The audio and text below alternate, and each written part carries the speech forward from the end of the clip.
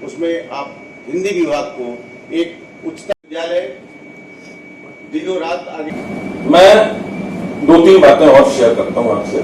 मैं एक बहुत छोटे से कस्बे से बिलोंग करता हूं, तो आप सब तो अब चेयर पर, कुर्सी टेबल पर पढ़ते होंगे। हमारे वक्त में वो जमीन पर टाट पट्टी बिछी होती थी, राजेश जी जानते होंगे, महेंद्र जी जानते होंगे। तो उस टाट पट्टी वाले कल्चर से हम पढ़े हुए हैं। तो जब मैं 5वीं जमात में था, 5th क्लास में था, एक बहुत छोटा सा कस्बा था, माता पिता कहीं और रहते थे मेरे, तो मैं वहां पढ़ता था। तो मिड टर्म में एक लड़का आया। अच्छा, अंग्रेजी में फीस बिल्कुल माफ थी क्योंकि ऐसा कोई बैकग्राउंड था ही नहीं। तो मिड टर्म में एक लड़का आया, वो किसी फॉरेस्ट ऑफिसर का बेटा था। तो वो शायद अंग्रेजी मीडियम से आया था, वो अंग्रेजी बोलता था। तो गिटपिट जब करता था अंग्रेजी में, मुझे बहुत अच्छा लगता था। तो मैंने उससे एक निवेदन किया, मैंने कहा यार एक काम करोगे, तुम ये जो अंग्रेजी बोलते हैं मुझे थोड़ा बहुत सिखा दोगे? तो उसने कहा सिखा दूंगा, मेरी एक कंडीशन है। तो मैंने कहा क्या? तो उसने कहा ये जो तुम टिफिन लाते हो ना, ये मुझे बड़ा अच्छा लगता है, तो ये तुम उससे शेयर करोगे? मैंने कहा हाँ भाई बिल्कुल, जरूर शेयर करेंगे। तो फिर ये एक याराना हमारा बढ़ा और हमने उसको रोज अपना टिफिन खिलाते, वो हमको रोज कुछ अंग्रेजी का अल्फाज सिखाता, कुछ व्याकरण सिखाता, जैसे चलता रहा। 4-5 महीने बाद मुझे लगा ना कि मैं अंग्रेज हो गया। तो मैंने अपने पिताजी को एक चिट्ठी लिखी अंग्रेजी में, तब चिट्ठियों का जमाना था, खालिश अंग्रेजी में बड़ी सी चिट्ठी लिखी और चिट्ठी लिख करके पोस्ट कर दी। अब चिट्ठी जाने में 10-12 दिन लगे होंगे, आने का उतना वक्त, और जैसे ही 20-25 दिन हुए तो जैसे पोस्ट मैंने दिखते थे, वो अंकल थे, तो मैं उनको पीछे पड़ जाता था, अंकल को चिट्ठी आई। वो भी दुखी हो गए मेरे से, तो वो मुझे देखते ही बोल देते थे दूर से, बेटा नहीं आई। तो कुछ दिन बाद मैं मायूस हो गया कि शायद नहीं आएगी, लेकिन एक दिन अचानक चिट्ठी आ गई।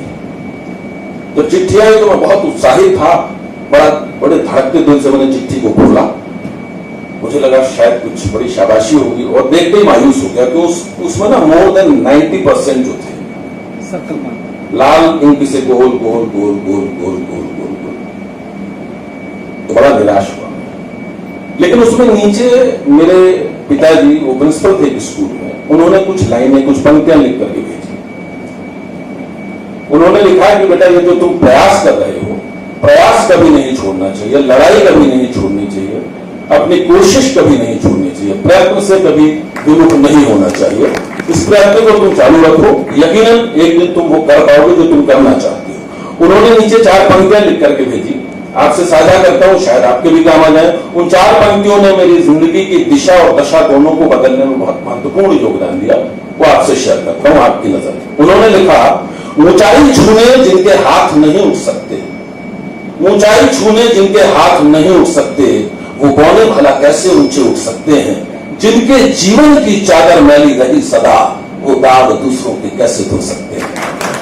तो न सिर्फ एक पत्रकार के रूप में बल्कि एक व्यक्ति के रूप में हम सबको अपने जीवन का परिष्कार करते रहना चाहिए। चिंतक रास्ते अलग हो सकते हैं, लेकिन नेट पॉइंट तो वही है, डेस्टिनेशन वही है। तो हम सबको ये प्रयत्न अवश्य करना चाहिए। और अच्छा पत्रकार बनने के लिए कभी भैया मन में लालच मत रखना किसी तरीके का, क्योंकि लालची पत्रकार क्या होते हैं वो आप सबने देखा, मैंने भी देखा, फिर अच्छी पत्रकारिता तो कम से कम नहीं कर पाओगे। ठीक है, राहत इंदौरी साहब ने बहुत खूबसूरत शेर कहा। एक जो पीर फकीर संत महात्मा होते हैं ना, वो एक छोटी सी कुटिया में रहते हैं, एक छोटी सी मटकी होती है, बस वही उनका जीवन यापन होता है। बड़े सिद्ध पुरुष होते हैं, ज्ञानी होते हैं, लेकिन रहते ऐसे ही हैं, बड़े साधारण। उनके सामने आप कुछ भी रख दो तो वो नहीं देते हैं। तो उस पर उन्होंने बहुत अच्छी बात की, जो पत्रकार को मैं समझता हूं मूलतः हृदय से, आत्मा से ऐसा ही होना चाहिए। तो उन्होंने कहा, मेरे हुजरे में नहीं, हुजरा मतलब वही कुटिया, इनकी कुटिया को बोलते हैं, मेरे हुजरे में नहीं कहीं और रख दो, मेरे हुजरे में नहीं कहीं और रख दो, आसमान लाए हो लाओ जमीन पर रख दो। जब आपकी ये नियत रहेगी कि बड़े से बड़ा प्रलोभन, बड़े से बड़ा लालच आपको दिखा नहीं पाएगा, तो आप अपने कर्म पथ पर पूरे अडिग भाव से, पूरी निष्ठा के साथ आगे बढ़ते चले जाएंगे। और मैं आगे क्या कहूं, ये जो मीडियम है, इसका आप अगर ठीक ढंग से इस्तेमाल करते हैं तो यकीनन बहुत उपयोगी चीज है, लेकिन ये आपके हाथ में है। पत्रकारिता का भविष्य आप लोगों के हाथ में, जितने भी लोग यहाँ पत्रकारिता के बैठे हुए हैं। और LLB 5 ईयर, LLB